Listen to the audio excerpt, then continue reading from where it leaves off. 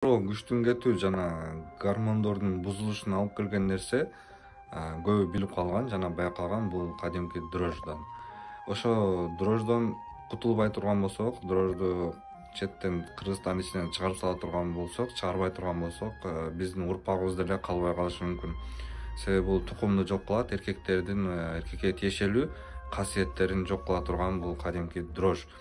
Мисалы үчүн бир адам бар да, барып туруп базардан эң арзан нандарды сатып алат, дрожждон жасалган, 25 сом, 30 сом.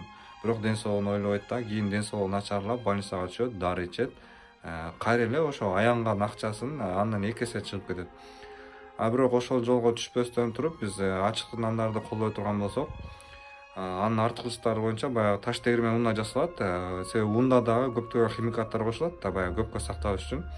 Ошого биз таза таш тегирмен мурунтан мурункуга кайта турган болсок, ошондо бизге туура жол тандаган болобуз. Ундун таш тегирменде баягы будай кандай болсо, ошондой боюнча эле тартып чыгарып коет, аны бөлүп сорт кылбайт. Ошол нерсе эң пайдалуу ашказанга да жана көптөгөн организмдин бардык жагына. Ушул нерсе таш тегирмен унунан болуп атат биринчи, экинчиси таза ачыткы болуп атат, дрожж кошулбайт.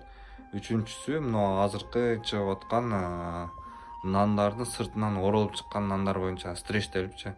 Ошол нерсенин артыкчылыктары да өтө көп, жана ушул нерсеге көбүрөөк басым кое турган болсок, биз таза нан жеген болот элек. Себеби бизге жеткенге чейин баягындай биркине ачык нандарды көп адамдар, канчалаган адамдар кандай колдор менен кармайт, аны биз билбейбиз, көрбөйбүз. Ошо нандарга ар кандай кир, жаман микробдор жабышып келип отуруп, ошондойнан дагы көптөгөн ооруларга ачылыштар пайда болот.